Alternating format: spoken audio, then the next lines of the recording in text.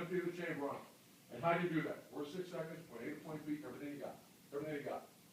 Turn that shit up. Let's go.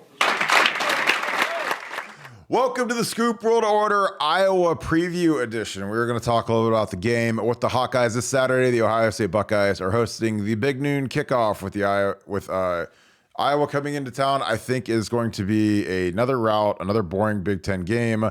I don't think they can run with our guys. I think that they're slow.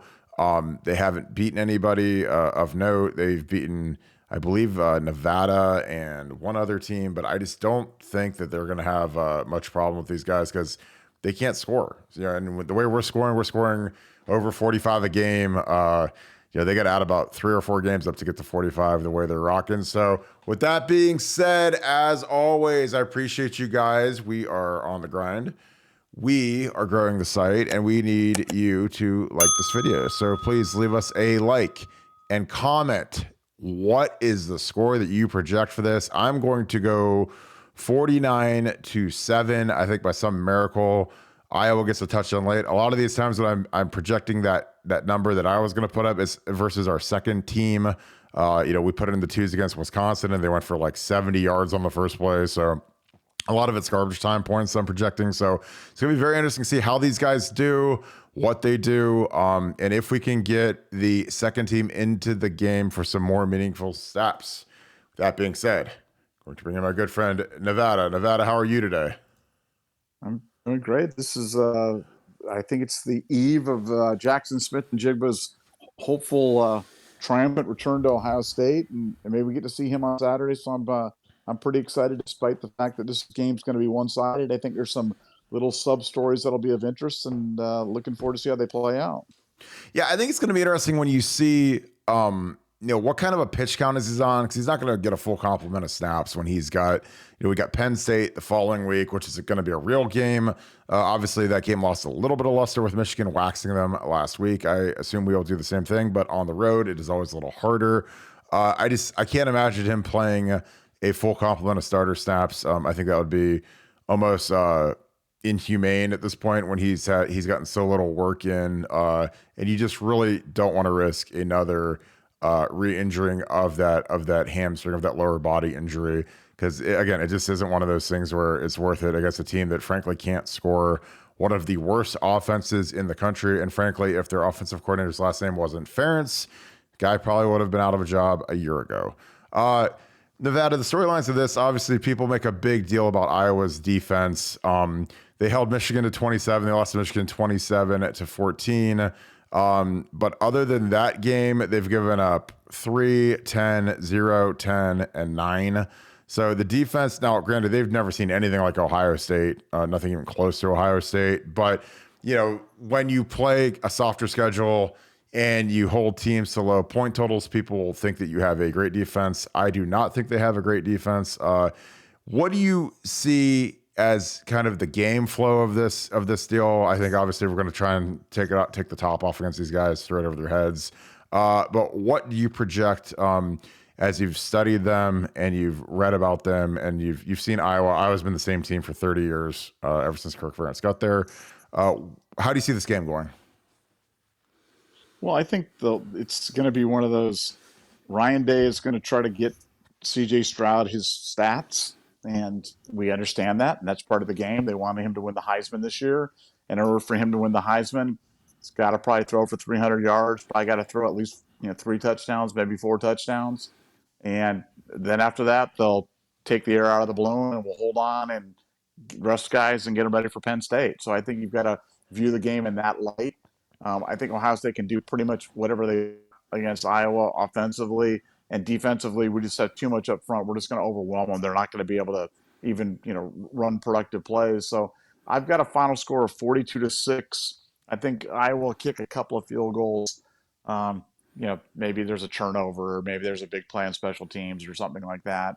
But it's just they're not going to put up much resistance because they just don't have much. And so I think for an Ohio State team, it's going to be about, does Jordan Hancock play and get back into snaps? So Jackson Smith-Njigba see some snaps from the slot, where they really like the matchup with Jackson Smith-Njigba in the slot. They like his win rate. And like you said, will he be on a pitch count? How many times will he go? How many touchdown passes will C.J. Stroud throw? And I think for Ohio State team, this challenge this year has been getting up for these inferior opponents, and this is where you really have to tip your hat to Ryan Day and Mickey Marotti and the entire staff. They haven't had a letdown yet this year. They haven't had a letdown, and I don't expect them to have a letdown, even with Penn State looming next week, coming off a bye week. You like the fact you're coming off a bye week. You're playing at home. There's just no reason for them to be down. And so I think Ohio State wins comfortably, and hopefully it's kind of an uneventful game. And CJ gets his Heisman numbers, has his Heisman moment, and we move on to Penn State. Yeah, I think that this will be another comfortable one, another snoozer by the second half. I think we'll overwhelm these guys early. Again, these defensive statistics are for losers, because when you haven't played anybody and you have a top 20-ish defense, scoring defense, because they haven't played anybody, that gets exposed quick versus Ohio State. It was like Penn State, they had like the number 5 rushing defense until they played Michigan, and Michigan ran for 300 and something yards. So, it all changes once the level of competition becomes one where, you're actually challenged. You're not playing Nevada or Iowa State or some of these inferior opponents that you normally get into. I think it's going to be real interesting. The last time we saw these guys was in 2017, and they waxed us up at Iowa City. I will never forget that game, because legitimately it was my birthday. I was in Vegas. We were at a cabana. We had these girls that literally, they were our waitresses, and they made up a game. And it was funny. They said every time Iowa scores a touchdown, you have to jump in the pool. Now, we're in Vegas in November, so the pools aren't exactly, they're heated, but it's still kind of cold. And when you get out of that pool, it's breezy. It was not a 105-degree summer Vegas. This was a cold Vegas. And it was like, I swear to God, I kept jumping in the pool. I was like, what in the hell is going on? And like, my buddy was watching it with me, and he's like, what is going on? And like, after we were just getting waxed, I was like, I don't even care anymore. Like, we lost like 55-20 or something insane. And it's amazing we haven't seen these guys in 5 years. Both those tight ends ended up being first-round picks, TJ Hawkinson, Noah Fant. Their best player by far on their team is Sam Laporta, their senior tight end. He'll likely be the All-Big Ten pick, just because, unlike Cade Stover, the entire offense kind of runs through this kid. He had 16 targets last week, which, if you're a fantasy football guy, targets how many times they throw you the ball. 30 catches. He's multiple-time Mackey Award semifinalist. So that's the guy we need to stop. I hate saying that their best player is a tight end after what Hawkinson and Fant did. Nevada, what do you remember about the last time we saw Iowa in 2017? It seems like an eternity ago. Urban was still coaching, and it's just a long time ago. It was literally the week after maybe the greatest game that we'd ever seen together in the Penn State game. What do you remember about that game? Well, I think two things. One, if you ever believe in the concept of letdowns, you had to know that there was going to be a letdown the week after that Penn State game, one of the most emotional games that I can ever remember. The Ohio State players were literally crying on the field after the game. So you had to know the next week at Iowa was a potential trap, and they walked into it. But what people don't remember, Ohio State was actually leading in the game. And big play, I can't remember which Bosa it was, but we had a Bosa ejected, and the game kind of flipped. I think it was on a third down targeting call or something. So, while the final score was lopsided, that game was a lot closer than I think it really turned on that one play. It's like the air went out of the balloon. But I think for Ohio State, there's not much danger of that happening this time. This Iowa team is a shadow of its former self, and I think I'm really reluctant to even identify a single player on their team that could even play on our Ohio State. That would get minutes, and that's usually not been the case. They usually have had some lineman or a linebacker or somebody that was of note. But I know they've got a linebacker that gets a lot of tackles, but that's usually because guys are 6 and 7 yards down the field. So I think we'll see more of that, and I think Tommy Eichenberg will take the All-American mid-year snub and take his game to another level, and I expect a big effort out of him as well. So can't wait for the game. Can't wait for Penn State, but you got to get through Iowa first. So looking forward to Saturday. Yeah, I think it's going to be one of those deals where they've got really good safety, Riley Moss. He was the Tatum Woodson defensive back of the year last year, which I didn't even know was a thing. But I think that I'm with you. I don't think there's enough speed. I think that 17 team, the weird thing about the 17 team is I don't think any of those players or coaches had ever been to Kinnick before. And I played at Kinnick twice, and we got absolutely destroyed in 2004. We lost like 31-7. It was actually my first career start as a Buckeye, and we got murdered. I mean, it was like as bad as, it was like the Florida game. It was like, except it was, it was on a smaller stage because it was the Iowa game. But I mean, there were I mean, people wanted Jim Bowman's head. I mean, I think the athletic director came to Tress and said, "Hey, we're gonna have to make a change if we don't get this thing straightened out." Because that was as scary of a time. Because I thought we're gonna lose a coach. I mean, we were 3-3. We were bad football, and we ended up righting the ship. We ended up going 8-4. That kind of catapulted us for a couple years in 05 and 06. But I just think that it was one of those things where we walked into a buzzsaw. We didn't know what Kinnick was about. And in 17, I don't think these guys know what Kinnick was about. Kinnick's a really tough place to play, especially if the team is good.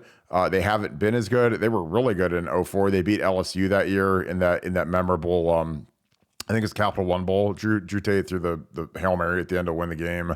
So that was a different Iowa team than you would see this year. I don't think this team would be beating an SEC team anytime soon. Nevada, give me your Sunday morning headlines from this game. Trey Henderson and Mine Williams look like they're both going to be fully healthy and ready to go. Who do you think leads the team in rushing out of those two? And what other headlines? I love your Tommy Eichenberg projection because it just seems like this is the Tommy Eichenberg kind of game. But what are the headlines on Sunday that you're going to project after this game?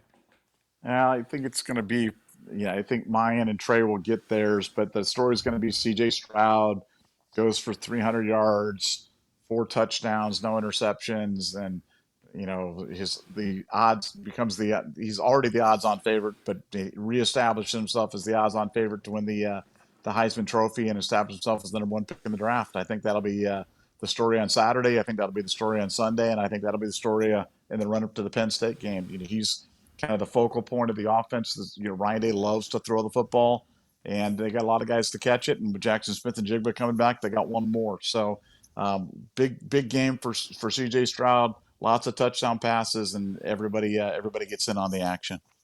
Yeah, I think the guy that's got to go nuts in this game is Emeka Egbuka. Yeah, especially if they've been playing Julian more at the Z. You got Marvin out at the X. The X is the one wide receiver to the left. The Z is generally the flanker to the right, and more the deep threat guy that's been Julian Fleming. So they've been playing Emeka a lot in the slot. And in the past, the slot has killed these guys. Anthony Gonzalez had the 2 best games of his career against Iowa in the slot. It's really it's something where they don't, they go nickel more now than they used to, but they never used to go nickel. So they would walk a big linebacker, a big guy with a neck brace and a knee sleeve and a knee brace on, and he'd have to go cover Gonzo on option routes. It's literally impossible. So we knew that, and we would wear those guys out. I've seen it happen time and time again. That's the weakness of their defense. They run the same defense. They run cover 3 every single snap. It's the easiest breakdown in all of football, because I was a grad assistant, had to break down their fronts. They run the same front every single play. They generally don't flip their guys. So you go against the same guy every single play, basically, when you play against these guys. And it's been the same way for 25 years. That's just how they are. And it's the Iowa way, and there's nothing wrong with it. They've been real successful. I mean, I think for what Iowa is and where it is, and they don't have the talent base that Southern schools have. They've gotten a lot out of that program with not a ton of great high school football in the state of Iowa. They've been able to get some kids out of Texas that were good. Some Plan B-ish types that have come up there, and on occasion they'll get a kid like Caden Proctor, the number 1 tackle in the country, who's committed there. Obviously they've had a great run of offensive linemen traditionally, so it's going to be interesting. I always got juiced up about Iowa because I always got sick of hearing about how great their offensive lines were. So like in 05 when we smacked them, and in 06 when we smacked them, it felt really good just because, there's always this big connotation where, the Iowa method, where you take a tight end and turn him into Robert Gallery, and why don't we do that? And why isn't our line as good as Iowa's? So it's like when we would show up and smack these guys, it always felt really good. Nevada, you've never been to Kinnick, correct? No, actually, I've been to Kinnick. I actually was okay. I was there. I want to say the '85 game when Ohio State won it on the last play. One of the last plays of the game. I believe it was a pass from Fry to Olive. I think it was to somebody in the back of the end zone, and huge comeback. Great story on that. My brother, rest his soul, was a guest of one of the biggest donors, probably the biggest donor in Iowa football history, and so he was sitting in the president of the president of Iowa University's box and watching the game, and it was quiet the entire game. And then when they scored on that play late in the game to go ahead, my brother leaps up and starts screaming, "Go Bucks!" And just said, "Oh, sorry guys, I'll show myself out," and walked out of the box at that point in time. So it was a kind of a great moment in our family history there when he embarrassed himself in front of the University of Iowa president, but it was well worth it. What was he in, like Ohio State gear, or was he like No, incognito? no, Not at he was all. he was incognito and keeping Got it. quiet the whole game, but he just couldn't hold it in there when they scored late. Like I said, it was an amazing comeback, an amazing game, and so I still remember him telling me that story because I was out in the stands freezing. It wasn't Oh God. cold, but I wasn't used to it, and I was out there a little underdressed. But that sure warmed me up when they scored late. Yeah, when we played there in '04, it was absolutely freezing cold. And like if you watched it on TV, you wouldn't realize how cold it was because it looked sunny. It was freezing. Like I actually wore long sleeves. I never wore long sleeves. It was freezing. And then we go out there, we stunk. You know, we got waxed. I was going against a guy named Matt Roth, second round pick, good player. Really, you know, I was handling him for the most part. He got me like once or twice, but he was literally like an all Big Ten second round pick, really good player. And then it was funny because at the very end of the game, they pulled me out and they put Tim Schafer in. And like the second play, like Roth like picked Tim Schafer up and threw him into Troy Smith. Like it was like, and I was like, I told you the guy was good, but he never did that to me. But it was just funny because like, you know, they were like, well, we're gonna, you know, it was the guy that I was kind of competing with. He'd been the starter all season, and we were kind of rotating. That was the first time I actually started over him, and they put him in, and he just got absolutely crushed. And I was like, yeah, and I was like, yeah, I mean, I thought he was a good player, but I handled him in the game. Like I was pass blocking him. Like he wasn't a speed guy. He was an effort guy. Really good player, probably one of their best ends that they've ever had. But yeah, it was funny. And Troy Smith, I think he might have threw in his first touchdown pass that game. He threw it to Rory Nickel to prevent the shutout, 31-7. So it was that was a dark day in Ohio State history, and we stunk. You know, it was real bad. So any closing thoughts on Iowa? Wrap this thing up. Obviously, we'll do a pregame show, get that cranked up. But any closing thoughts on the Ohio State Iowa game for this Saturday, Nevada? No, just looking forward to seeing Jackson Smith-Njigba, and always knock on wood, hope everybody stays healthy and good game. But it's got to get cranked up for Penn State next week because that, like you said, even though the game, a little bit of luster came off that game with the Michigan game, Penn State's a different animal playing at home than they are playing in the Big House. So that one's going to be, there's not going to be anything cheap about that one, and already getting ready for that. But let's get past Iowa, stay healthy, and move on. All right, now final question. I lied. Will Michigan be undefeated when we see them the Saturday after Thanksgiving? Yes. No, nobody else can really play with them. It's going to be a big game. I mean, there's no other way to put it. And Ohio State fans are going to bring it. I know the players are going to bring it. And I'm still supremely confident. I'm going on record. I think Michigan is fool's gold. I think people are buying into it. I think last year was the perfect storm. I'm not buying that they're as good as people think, and I think Ohio State's going to win big and roll. Yeah, I agree. I think that it'll be a 2-3 matchup. I think that the winner of Georgia-Tennessee will be number one, but I don't see who's going to be, unless it's like a 1-point game and then they decide to make Georgia and Tennessee 1-2. But it'll be a top 5 matchup. I think this will be a real top 5 matchup. It won't be like the Notre Dame fake top 5 matchup. A team that was obviously way overranked. They're not even ranked in the top 25 anymore. But yeah, I think it's gonna be a big one. The season is gonna be cranking along, and with that being said, as always, there's never been a better time to be on BuckeyeScoop.com. We are growing like crazy, and we are the #1 premium experience for Ohio State fans. As Christmas is coming, a lot of you guys have dads, husbands, wives that want to know what's going on with Ohio State football. BuckeyeScoop.com is the spot to be at. We are growing. Our podcasts are growing. If you enjoyed this, please leave us a like and click subscribe to the podcast. That really helps this video out a lot. We appreciate you guys. As always, I hope you guys have a great rest of your day. Go Bucks. Beat the Hawkeyes. Thank you, Buckeye Nation. Thank you, Scoop family. You guys have a great rest of your day. I'll talk to you guys tomorrow. Go Bucks.